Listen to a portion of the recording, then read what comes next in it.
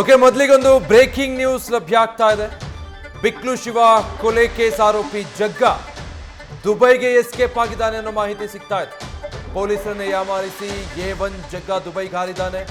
July 15ರಂದು ಬಿಕ್ಲು ಕೊಲೆಯಲ್ಲಿ ಭಾಗಿಯಾಗಿದ್ದ Jagadish July 16ರಂದು ಚೆನ್ನೈಗೆ ಪರಾರಿಯಾಗಿದ್ದಂಥ ಪ್ರಮುಖ ಆರೋಪಿ.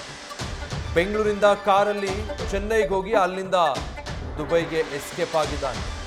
ರೆಡ್ ಕಾರ್ನರ್ ನೋಟಿಸ್ಗೆ ಭಾರತೀನಗರ ಪೊಲೀಸರು ಈಗ ಸಿದ್ಧತೆ ಮಾಡಿಕೊಂಡಿದ್ದಾರೆ. ಬಿಕ್ಲು ಶಿವ ಮರ್ಡರ್ ಕೇಸ್ನ A1 ಆರೋಪಿ ಜಗ್ಗ ಅಲಿಯಾಸ್ ಜಗದೀಶ್, ಈತನಿಗಾಗಿ ಪೊಲೀಸರು ಹುಡುಕಾಟ ನಡೆಸ್ತಾ ಇದ್ರು. ಉಳಿದ ಆರೋಪಿಗಳೆಲ್ಲರನ್ನೂ ಈಗ ಅರೆಸ್ಟ್ ಮಾಡಿ ವಿಚಾರಣೆ ನಡೆಸ್ತಾ ಇದ್ದಾರೆ. ಆದರೆ ಈತ ಮಾತ್ರ ಸಿಕ್ಕಿರಲಿಲ್ಲ. ಈಗ ಗೊತ್ತಾಗ್ತಾ ಇರೋ ಮಾಹಿತಿ ಪ್ರಕಾರ ಈತ ದುಬೈಗೆ ಎಸ್ಕೇಪ್ ಆಗಿದ್ದಾನೆ ಅನ್ನೋ ಮಾಹಿತಿ ಸಿಗ್ತಾ ಇದೆ. ಡೀಟೇಲ್ಸ್ ಕೊಡ್ತಾರೆ ಈ ಬಗ್ಗೆ ನಮ್ಮ ಪ್ರತಿನಿಧಿ ಅಂಕಿತಾ. ಇಷ್ಟು ದಿನ A1 ಜಗ್ಗನಿಗಾಗಿ ಹುಡುಕಾಡ್ತಾ ಇದ್ರು ಪೊಲೀಸರು, ಬಟ್ ಈಗ ದುಬೈನಲ್ಲಿದ್ದಾನೆ ಅಂತ ಹೇಳಲಾಗ್ತಾ ಇದೆ. ಹೇಗೆ ಪತ್ತೆ ಹಚ್ಚಿದ್ರು, ಮುಂದಿನ ಕ್ರಮ ಏನು? ವಿಜಯ್, ಈಗ rowdy sheeter Shivaprakash alias Biklu Shiva ಕೆಲವು ಕೊಲೆ ಕೇಸ್ಗೆ ಸಂಬಂಧಪಟ್ಟಂತೆ ಪ್ರಕರಣದಲ್ಲಿ ಮೊದಲನೇ ಆರೋಪಿ ಆಗಿರುವಂತಹ ಜಗದೀಶ್ ಅಲಿಯಾಸ್ ಜಗ್ಗ ಏನಿದ್ದಾನೆ, ಆತ ಇದುವರೆಗೂ ಕೂಡ ಪೊಲೀಸರ ಕೈಗೆ ಸಿಕ್ಕಿರ್ಲಿಲ್ಲ. ಆದ್ರೆ ಈಗ ಪೊಲೀಸರ ತನಿಖೆಯಲ್ಲಿ ಆತ ದುಬೈಗೆ ಪರಾರಿಯಾಗಿದ್ದಾನೆ ಅನ್ನೋದ್ರ ಬಗ್ಗೆ ಕಂಪ್ಲೀಟ್ ಆಗಿ ಮಾಹಿತಿ ಸಿಗ್ತಾ ಇರುವಂತದ್ದು. ಅಂದ್ರೆ ಜುಲೈ 15ರಂದು ಈ ಒಂದು ಕೊಲೆ ಏನಾಗಿತ್ತು, ಬಿಕ್ಲು ಶಿವನ ಕೊಲೆಯಲ್ಲಿ ಈ A1 ಆರೋಪಿ ಜಗದೀಶ್ ಭಾಗಿಯಾಗಿರ್ತಾನೆ. ಅದಾದ ಬಳಿಕ 16ನೇ ತಾರೀಕು ಅಂದ್ರೆ ಜುಲೈ 16ನೇ ತಾರೀಕು ಆತ ಚೆನ್ನೈಗೆ ಪರಾರಿಯಾಗಿದ್ದಾನೆ. ಅಲ್ಲಿಂದ ಅಂದ್ರೆ ಬೆಂಗಳೂರಿಂದ ಆತ ಚೆನ್ನೈಗೆ ಕಾರ್ನಲ್ಲಿ ತೆರಳಿದ್ದಾನೆ ಅನ್ನೋದ್ರ ಬಗ್ಗೆ ಪೊಲೀಸರಿಗೆ ಮಾಹಿತಿ ಸಿಗುತ್ತೆ. ಅದಾದ ಬಳಿಕ 16ನೇ ತಾರೀಕು ಅಂದ್ರೆ ನೆಕ್ಸ್ಟ್ ಡೇ ತಿರ್ಗಾ ಆತ ಚೆನ್ನೈನಿಂದ ದುಬೈಗೆ ಪರಾರಿಯಾಗಿರುವ ಬಗ್ಗೆ ಈಗಾಗಲೇ ಪೊಲೀಸರಿಗೆ ಮಾಹಿತಿ ಸಿಗ್ತಾ ಇರುವಂತದ್ದು. ಆ ನಿಟ್ಟಿನಲ್ಲಿ ಆತ ಚೆನ್ನೈನಿಂದ ದುಬೈಗೆ ತೆರಳಿರುವಂತಹ ಟಿಕೆಟ್ ಹಾಗೆ ಆತನ ಪಾಸ್ಪೋರ್ಟ್ ಬಗ್ಗೆ ಈಗಾಗಲೇ ಅಧಿಕಾರಿಗಳು ಮಾಹಿತಿಯನ್ನ ಕಲೆ ಹಾಕುವಂತಹ ಕೆಲಸವನ್ನ ಕೂಡ ಮಾಡ್ತಾ ಇದ್ದಾರೆ. ಜೊತೆಗೆ ಆತ ದುಬೈನಲ್ಲಿ ಎಲ್ಲಿ ವಾಸವಾಗಿದ್ದಾನೆ, ಆತನಿಗೆ ಯಾರು ಆತನನ್ನ ರಕ್ಷಣೆ ಮಾಡ್ತಾ ಇರುವಂತದ್ದು ಅನ್ನೋದ್ರ ಬಗ್ಗೆ ಕೂಡ ಈಗಾಗಲೇ ಪೊಲೀಸರು ಮಾಹಿತಿಯನ್ನ ಪಡ್ಕೊಳ್ತಾ ಇದ್ದಾರೆ.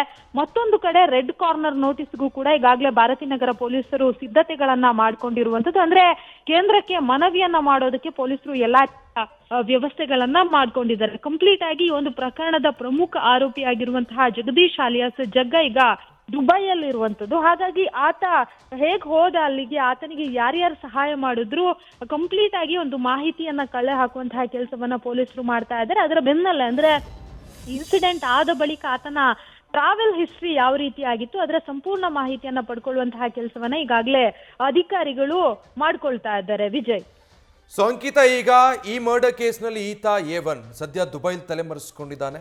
ರೆಡ್ ಕಾರ್ನರ್ ನೋಟಿಸ್ ಇಶ್ಯೂ ಮಾಡಿದ ನಂತರ ಈತನನ್ನ ಬೆನ್ನಹತ್ತೋ ಪ್ರಕ್ರಿಯೆ ಹೇಗಿರುತ್ತೆ?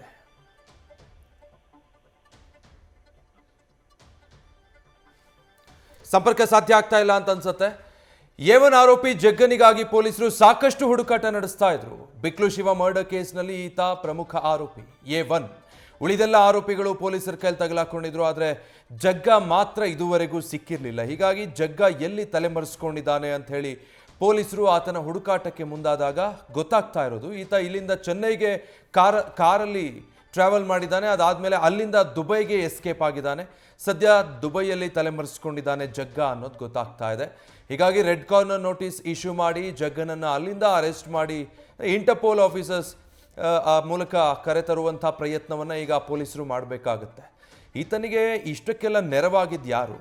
ಬೆಂಗಳೂರಲ್ಲಿ ಒಂದು ಮರ್ಡರ್ ಮಾಡಿ ಅಲ್ಲಿಂದ ಚೆನ್ನೈಗೆ ಹೋಗಿ ಆಮೇಲೆ ಅಲ್ಲಿಂದ ದುಬೈಗೆ ಹೋಗಿ ಈತ ತಲೆಮರೆಸ್ಕೊಂಡಿರ್ತಾನೆ ಅಂತಾದರೆ ಯಾರಿದ್ದಾರೆ, ಈತನಿಗೆ ಯಾರೆಲ್ಲ ನೆರವು ಕೊಟ್ಟಿದ್ದಾರೆ? ಜೊತೆಗೆ ಈತನೇ A1 ಆಗಿರೋದ್ರಿಂದ ಇವನನ್ನು ಆದಷ್ಟು ಬೇಗ ಕರ್ಕೊಂಡು ಬಂದು ಅರೆಸ್ಟ್ ಮಾಡಿ ವಿಚಾರಣೆಗೆ ಒಳಪಡಿಸಬೇಕಾಗಿರುವಂಥ ಅವಶ್ಯಕತೆ ಇರುತ್ತೆ. ಆ ನಿಟ್ಟಿನಲ್ಲಿ ಪೊಲೀಸರು ತನಿಖೆಯನ್ನು ಚುರುಕುಗೊಳಿಸಿದ್ದಾರೆ.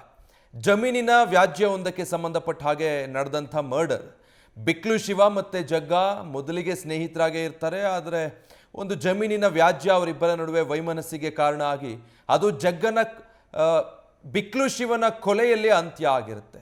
ಈ ಕೊಲೆಯಲ್ಲಿ ಈಗಾಗಲೇ 5ಕ್ಕೂ ಹೆಚ್ಚು ಆರೋಪಿಗಳನ್ನು ಪೊಲೀಸರು ವಿಚಾರಣೆಗೆ ಒಳಪಡಿಸಿದ್ದಾರೆ. ಜೊತೆಗೆ ಶಾಸಕ ಭೈರತಿ ಬಸವರಾಜ್ ಕೂಡ ಇವತ್ತು ವಿಚಾರಣೆಗೆ ಹಾಜರಾಗಬೇಕಾಗಿದೆ. ಈ ಮಧ್ಯೆ ಗೊತ್ತಾಗ್ತಾ ಇರೋ ವಿಚಾರ, ಜಗ್ಗ ದುಬೈನಲ್ಲಿದ್ದಾನೆ ಅನ್ನೋದು. ನ್ಯೂಸ್ ಫಸ್ಟ್, ನಿರ್ಭೀತಿಯಿಂದ ನಿಮ್ಮ ಪರವಾಗಿ.